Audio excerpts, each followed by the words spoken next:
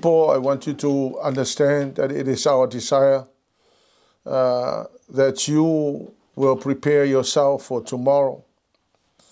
Our desire is for you to capture all that you so needed in life, so you can go into the future with all the knowledge and understanding of how to not only to look after yourself, but to live on the blessings of the Lord and to enjoy life.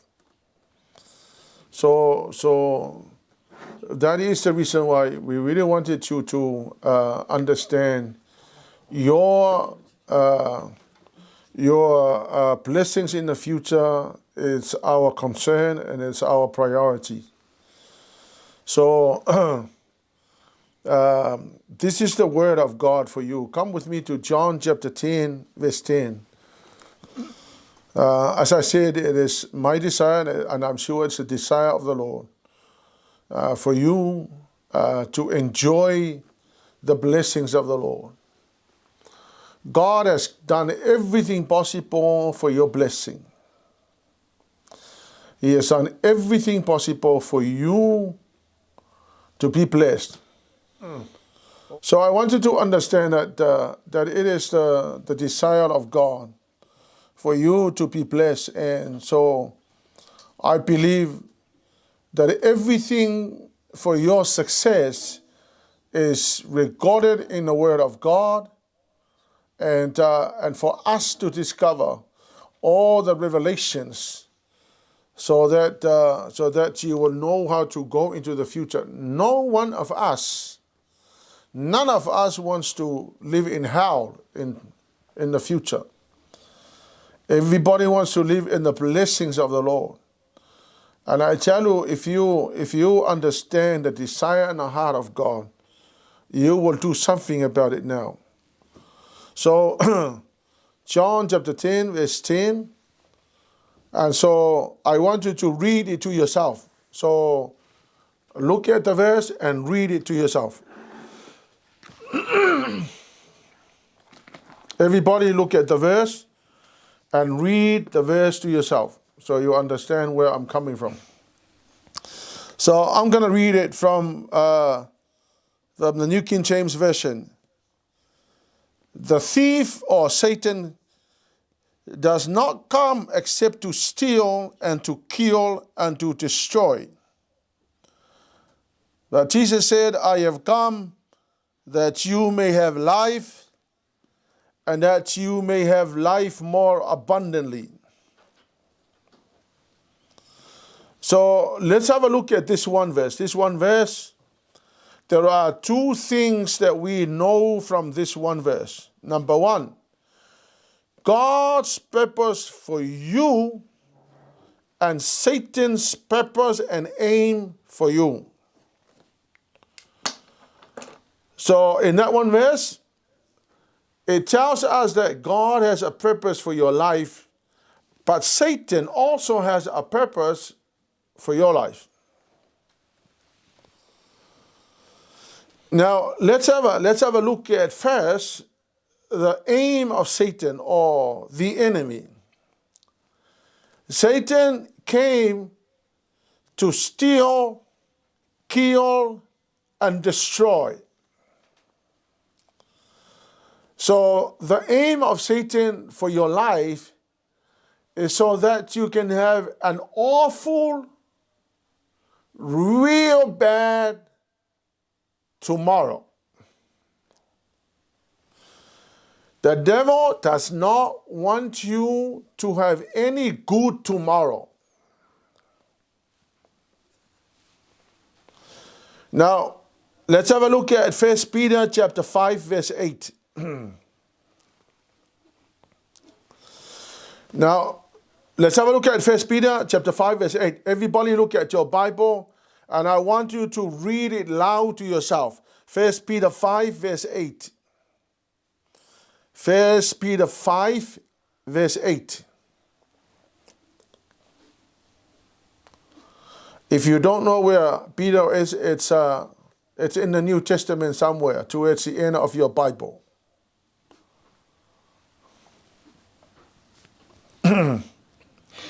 So everybody look at the verse, and I want you to read it loud to yourself. Go now.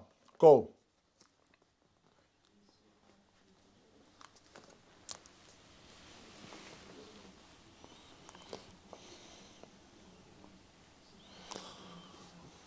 Yeah, you done it? Now here is my translation. Your enemy, Satan, is roaring like a lion, seeking for someone to devour or destroy. Satan, the enemy, is roaring like a lion, looking for someone to destroy or to devour.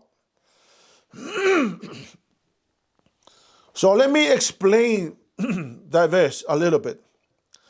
The enemy is obviously your opponent or your adversary, or Satan, in other words.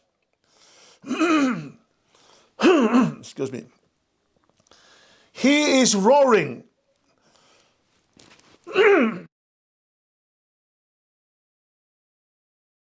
Satan is roaring.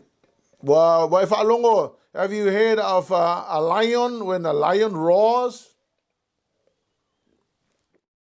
Put up your hand if you heard a lion roar.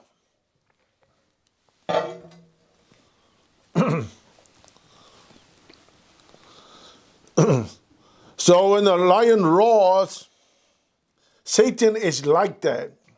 Satan is like a lion who is roaring, looking for someone to devour or destroy. So let me break it down. The word enemy there is opponent or adversary or Satan, in other words. The word roaring means walketh about, or walking around, or going for a walk. So when the Bible says the lion is roaring, it is simply saying the lion is going for a walk. Or the lion is Satan, and roaring is walketh about. So the lion is walking about, seeking or looking for someone to devour or to destroy. Now the word devour there means to swallow up and down. So swallow up and down. It was very interesting. The Greek word means to swallow up and down and to destroy. So when the Bible says the lion is roaring, it means that the lion is walking around looking for someone to swallow up and to destroy. So, have you ever seen a lion? Did you see any lion today walking about, or you were at home? But you got to remember that this lion also walks into your house. It walks into everywhere else. So this lion is not like a lion that we see. This is a spiritual being that you do not see with your eyes. But the Bible tells me that the lion, or Satan, is walking around looking for someone to swallow up and down. So you swallow up and you swallow down. Yeah, you lift up your hands if you understand what I'm trying to say. So in Peter, the Bible says that the enemy is now taking a walk around seeking for someone to devour. So he comes looking for you. And the word devour here means that he's coming looking for you to swallow you up and down. And that's what the Greek word says. To swallow you up and down and to destroy you.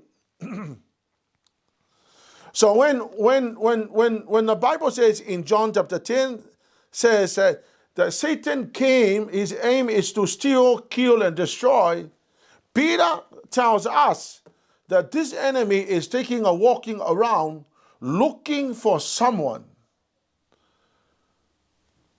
And when he finds someone, Satan will then swallow them up and down and destroy them.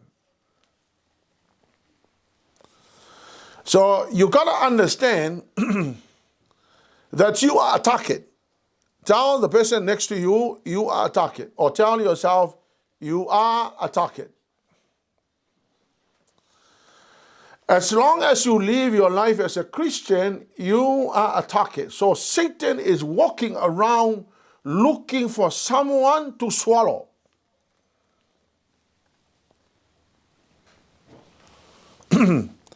So we're all targets. You gotta understand that you are a target. Everybody who goes to church and every Christian that there is a target. Now let me try and help you understand what the Word of God says. Now, ways in which Satan can use to devour and destroy us. Because we've got to understand how Satan comes and destroy us or swallow us or destroy us. Let's have a look at Luke chapter 22 verse 3. I just want you to understand how Satan works. So everybody look at Luke chapter 22 verse 3. It says there, then Satan entered Judas. So listen, young people, Satan went for a walk around and he found Judas. And so Satan entered into Judas. You remember the story of Judas who betrayed Jesus. So Satan went for a walk around and he found Judas.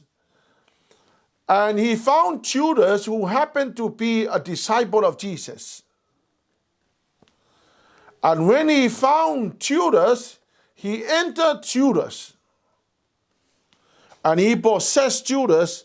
And as a result, Judas went on to betray Jesus. Now here's the point you need to understand. Satan entered into people. And so those people is used by Satan to carry out the schemes of the devil. So here's what I really want to say. You need to check the people that you are connected with. You need to check your associations, the people that you are associated with. Because the Bible says that Satan enters into people, and if you do not understand that maybe some of your connections and associations have already been possessed by Satan, and those will be the people that Satan will use to devour you. Satan can use anything, but most importantly, Satan will use people. So young people, sometimes you have good friends whom you think are very good because you love them, they are close to you. And to you, there's nothing wrong with them. But I tell you, if those people have been possessed and entered into by Satan, then Satan will use those people to destroy your life and your future.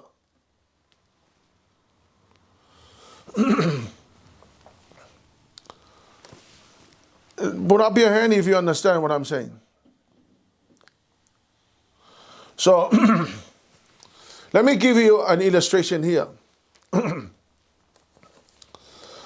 I had some really good friends that to me, there was nothing wrong with them. They were good friends and I love them and appreciate them. That was before I became a Christian. And when those friends were so close to me, it's like I believe everything they say and I follow what they do. And whenever we agree to go, we go together and we mess around together. When I gave my life to the Lord, I decided that I was going to cut out all my friends that really contributed to my lifestyle that I once lived. And one of those friends of mine is Pastor Malaki.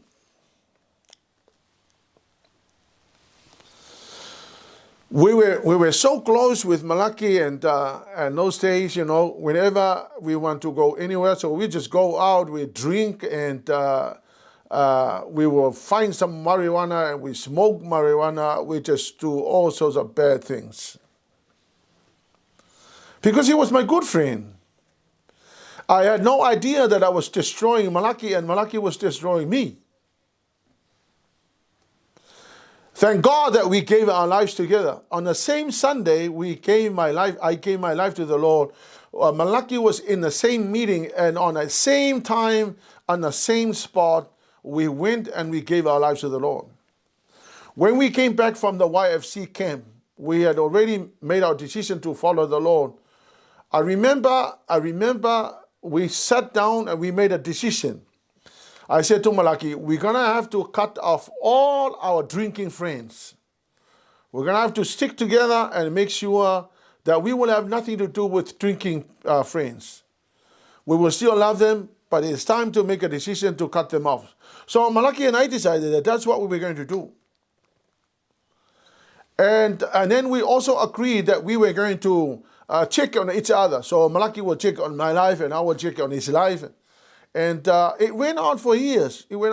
And I got married, and I came here. And so Malaki came here, and we continue on this friendship.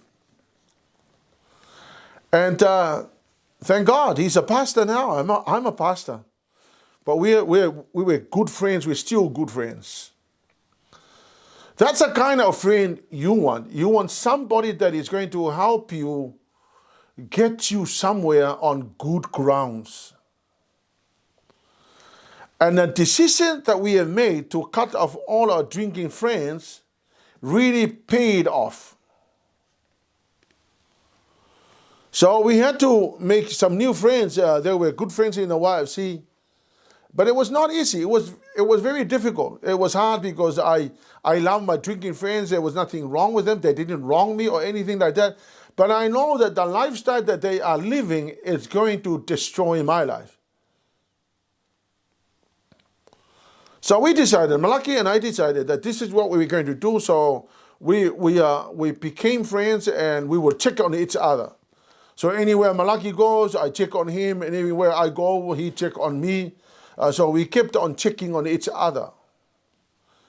And I can honestly tell you that now, what we have decided to do has really landed us here. And Malaki is now pastoring a church, and I'm pastoring another church.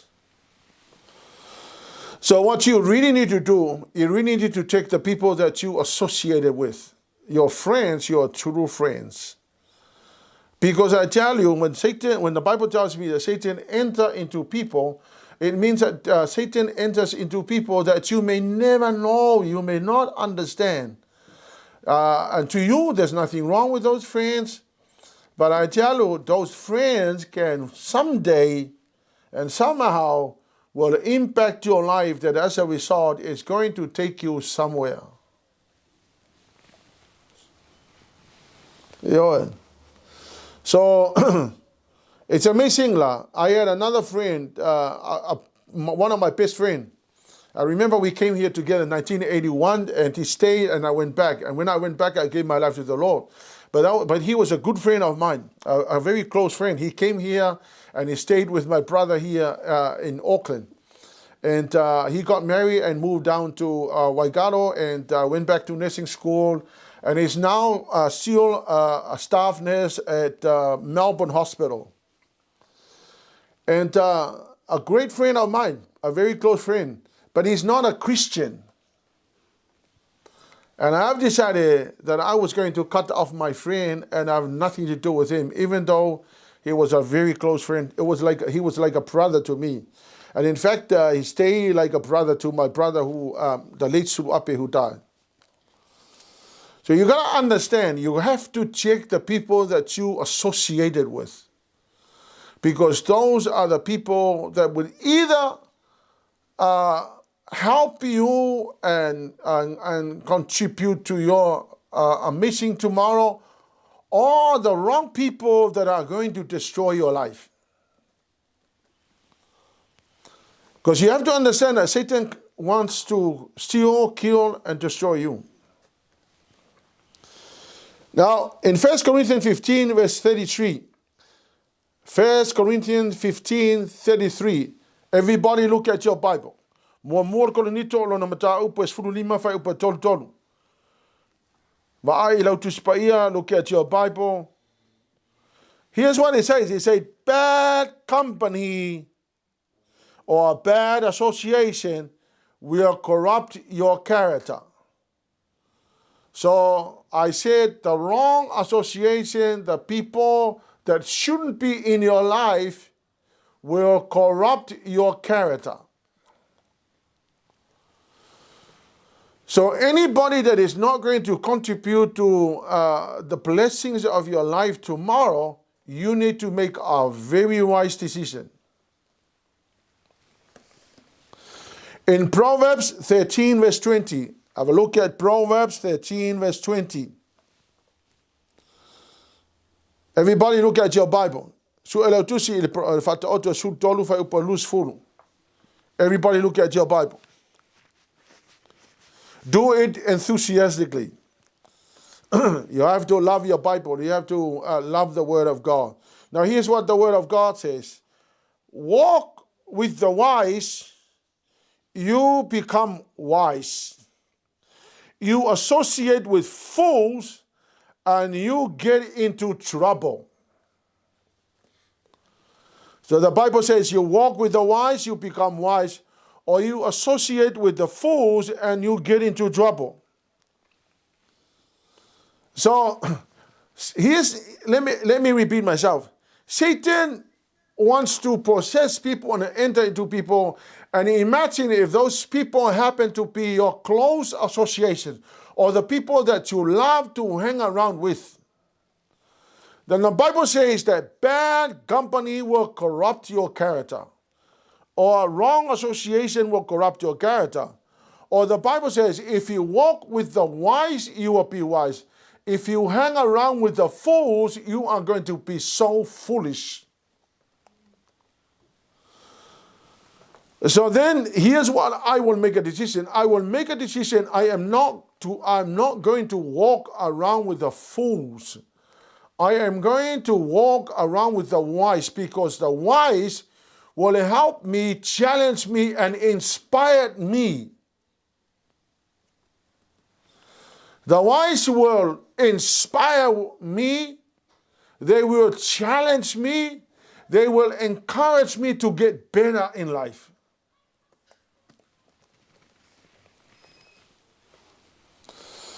Now, number two, in the same thing, Satan also used internet, movies and medias and social medias and pornography and foul language and evil culture. Satan will use any of those means to steal you, steal your innocence, kill you, and destroy you. So you have to understand that Satan used these means. Satan used the internet. Satan used the movies, especially the R21 movies and thereabout. And the social media and pornography and foul language and all that. Satan used that. I tell you right now, on the internet, it only takes a pressing of the button, and you can see all the stuff that is going to destroy you. Put up your hand if you understand what I'm trying to say. Now, what do you do? What do you do in order to help you? What do you do in order to help you? Number one, what do you do in order to help you? 1 Peter chapter 5, verse 8. 1 Peter chapter 5, verse 8. Let everybody turn your Bible to 1 Peter chapter 5, verse 8.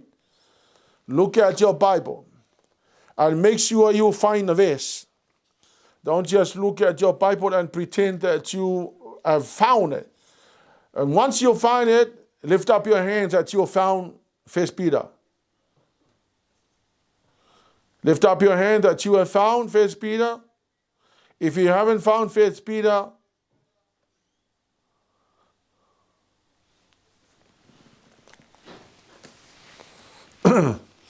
now listen, here's what the Word of God says.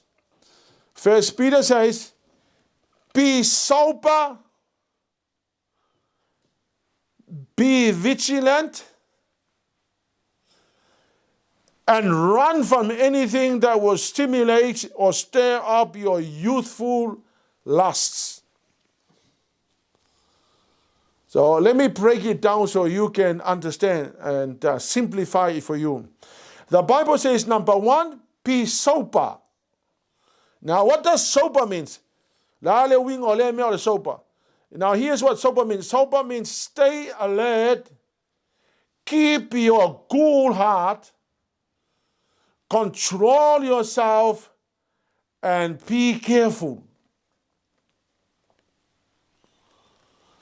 Awha mai la tusi pa ia e te tau ona e whaitete o lono winga e te tau ona e pūlea oe ma ia e whaitete I lo langa. Be careful and control yourself. Stay alert. Awha pēlau leo ke whaku stay alert. It means I have just explained staying alert and be watchful of your wrong associations and the people that you hang around with. Look, I tell you, I'm 62 years old. I'm grateful I made some good decisions. I am grateful I have made some good decisions, and as a result, I'm retiring. I'm going to retire with a lot of joy and satisfaction in life, knowing that I have done everything that I have set out to do.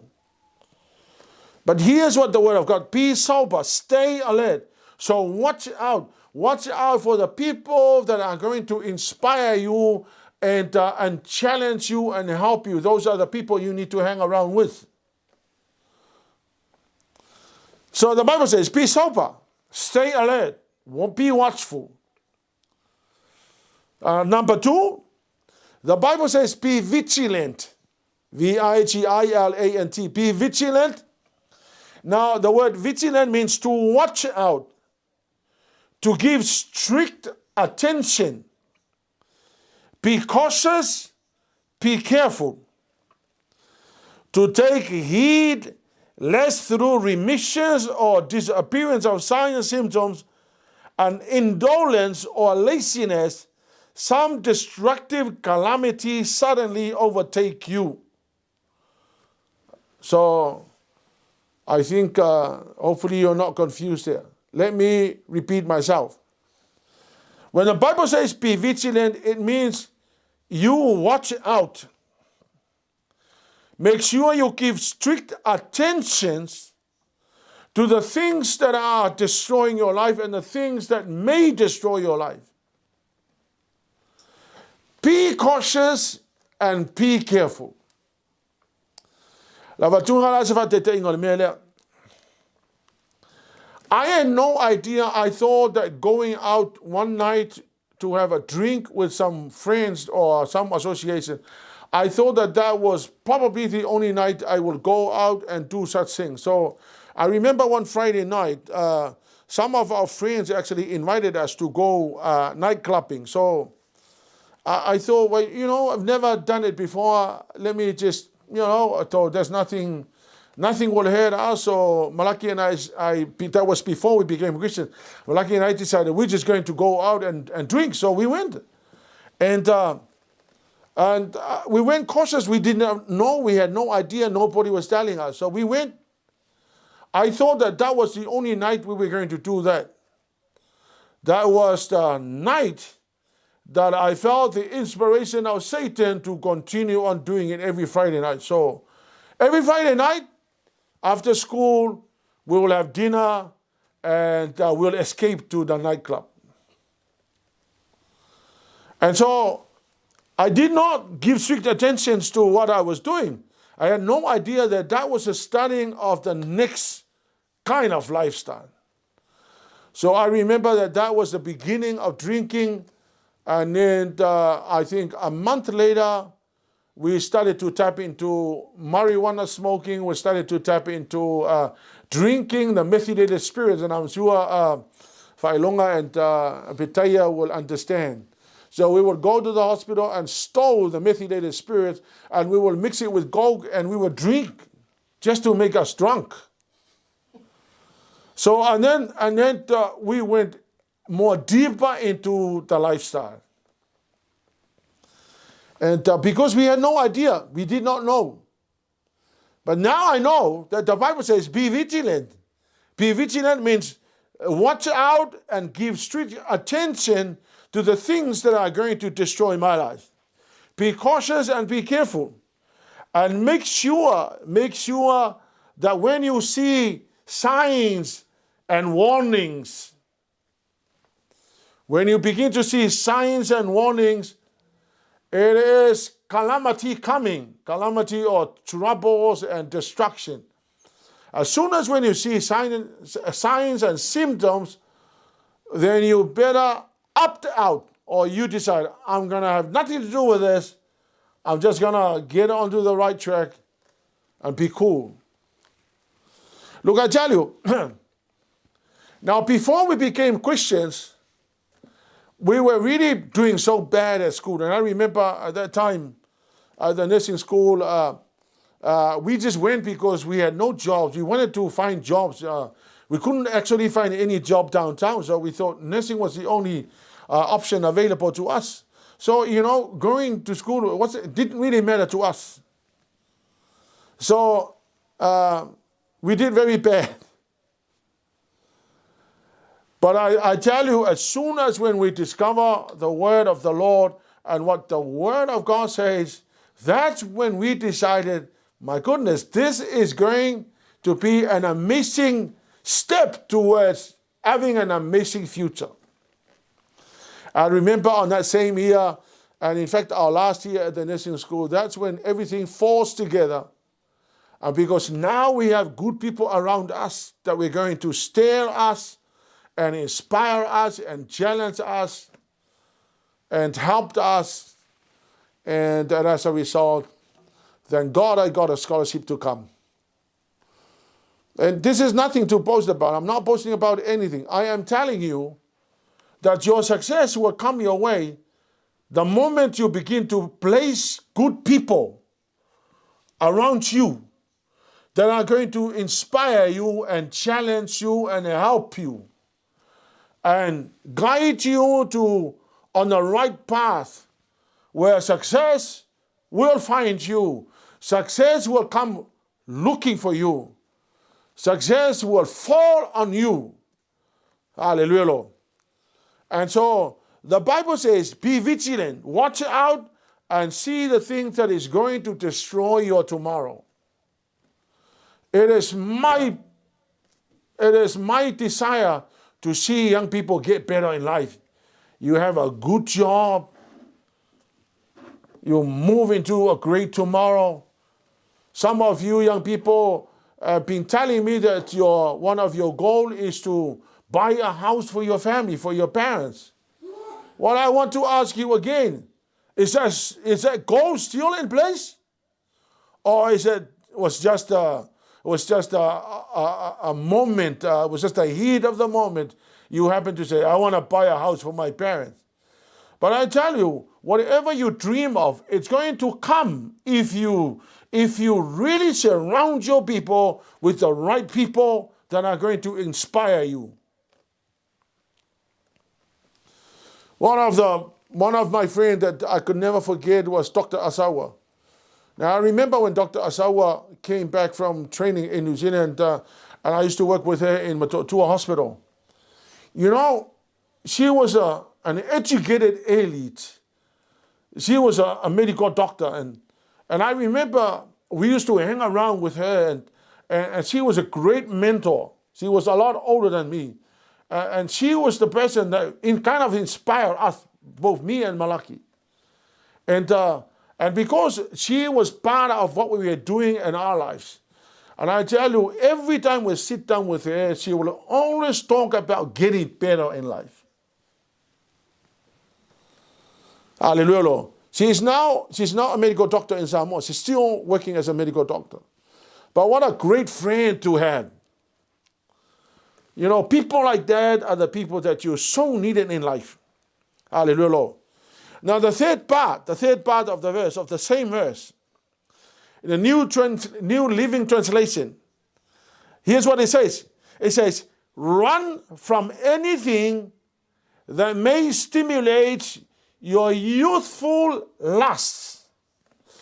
Kaya whafonga mai, ia e kamoe ese male akoa, masose mea lava o lo whapena, o na ia luina o e te alu e whaile a mioleanga. Kaya whafonga mai lau televau, the last part of the verse, run from anything or run away from anything or anything that stimulates your youthful lust. So the Bible says, run or flee away. Seek safety by flight. O longo winga la sisi whapunga, ia e kamo e su e me ke maluai, e ke le kamo e ke lele. So you fly. So you seek safety by flight.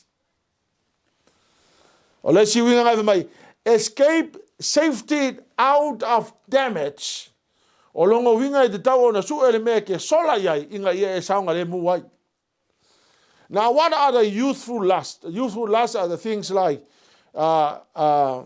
sexual desires, pleasures in life, temptation through pornography and movies and social media and a lot. Or useful lasting.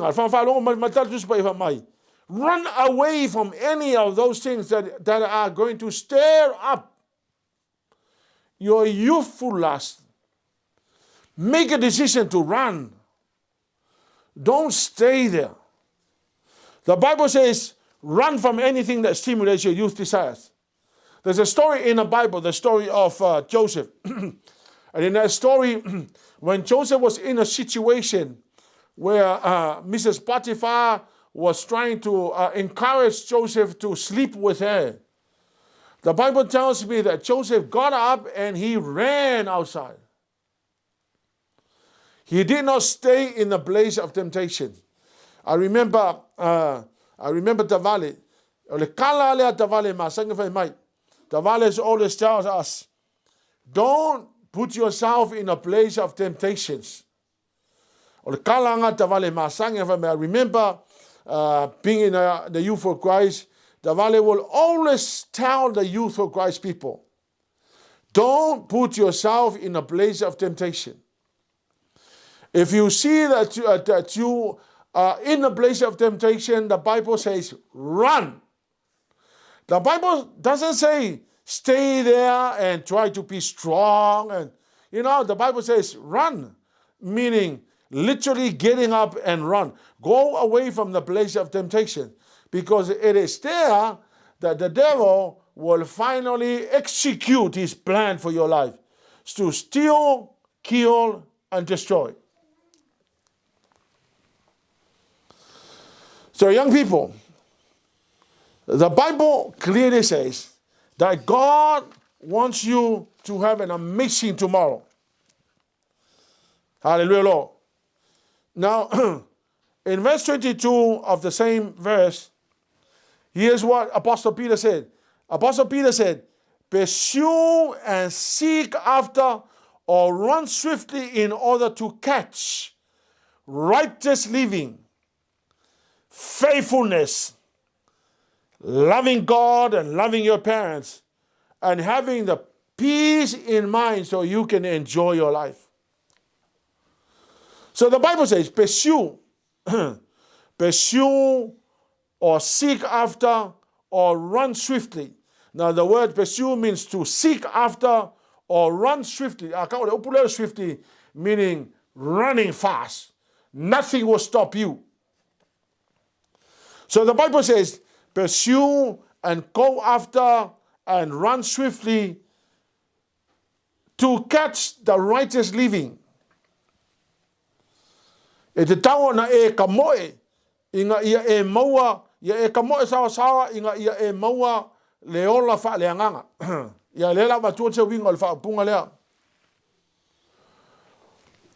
Majority of you guys are probably at your close to 30. Some of you are over 30s, and some are still young. Now, what I mean by what the Bible really means here, it means as hurry up and catch up with living right. You understand what I'm saying? So, whatever you have to do, do it now. Don't wait until tomorrow. You have to hurry up and do it. Some people are still dragging on, and you know that time doesn't wait for us.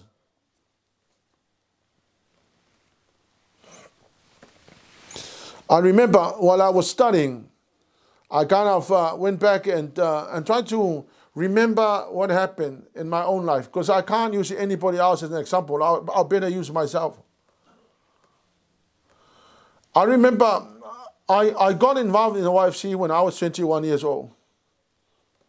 And I got heavily involved in church when I was about 23. That's when I married Soy. And when I was about 27, I became an elder in the church. In fact, I was a deacon. I was a deacon at the age of 24. And I was 27 when I was an elder in the church. And you know, I literally make a plan for my life. I literally decided I was going to hurry up everything because I was aiming at 50. I thought I needed to suss out my life and get everything done before I'm 50 years old. So I decided in my walk with the Lord, I want to hurry up everything, make sure I run swiftly and catch holy life so that things will begin to fall into place. So I decided I will hurry up, and in the church I got really involved in the Sunday school. I got really involved in the youth. I got really involved in the church, and I became a Sunday school teacher, and I was a deacon, and then I went on to be an elder at the age of 27, and I bought a house at 30. I think I was 30 or 29 or thereabout. I bought my first house. And I decided that I was going to run swiftly and make sure that things are sorted out. Hallelujah, Lord. Looking back, you know, I knew that time will not wait for me. And I knew that time will work against you if you do not hurry up. So I have decided I was going to pursue and seek after and run swiftly in order to catch righteous living. Faithfulness, I needed to learn faithfulness so fast. I needed to make sure that I would create this love and passion for the Lord. I needed to enjoy peace. I don't want to run around when I'm too old, I cannot do anything, trying to suss things out in my life. I wanted to make sure I pay off the mortgage before I'm 30 years old. I wanted to get involved and make sure I mature so fast. Hallelujah, Lord. And you know what? It's amazing. I tell you, you better believe this. Once you hit the 50, everything will begin to slow down. And once you hit the 60, everything will be really slowing down. So you don't want to be 60 and struggling to get somewhere. You want to suss things out and make sure that you enjoy the rest of your life. Hallelujah, Lord. You know, now let me close by saying this. In the last part of the verse, now, here's a very important of John chapter 10, verse 10. Go back to John chapter 10, verse 10. In the last part of the verse, it says, Jesus came, so you have an amazing life. Or let's see translation. Jesus came to give you rich and satisfying life. That's a New Living Translation. Jesus came to give you rich and satisfying life. Another translation says, Jesus came so that you may have everything you need in life. So the Bible clearly tells us that it is the intention of the Lord for you to live a rich, satisfying life. The Lord does not want you to be 40 or 50 or 60 years old and you are trying to unravel all the messes of wrong decisions and bad choices that you made in life. The Lord wants you to enjoy life. See, God's desire, He did everything. He came, became a man. He went to the cross. He carried the cross. He was crucified on a cross. Why? Why did He do that? He did that for you so that you can enjoy life, that you will live in a rich and satisfying life. And Satan will try and cause severe damage to you. Satan will want to cause permanent scars in your life. The devil will do anything to create permanent scars in your life, whether emotionally or physically. And I tell you, some of those scars came because of your carelessness. I must admit that there are some scars who have actually created and caused by the irresponsible people. But majority of the time, scars can be caused by you, yourself, and you alone. Satan will try to cripple you so you'll never be able to rise up again. But Jesus wants you to live an amazing life and enjoy life to the fullness. The Lord wants you to enjoy life.